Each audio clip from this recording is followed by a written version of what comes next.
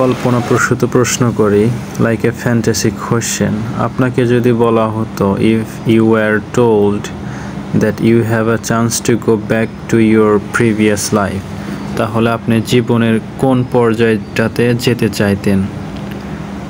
Adult, teenager, or like this kid? If I were told, I would say আমি এই লাইফটাতে যেতে চাই।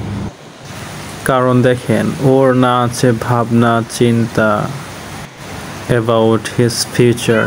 There's no tension in his life, no pressure for career, nothing, just one sound, meh, his food is ready.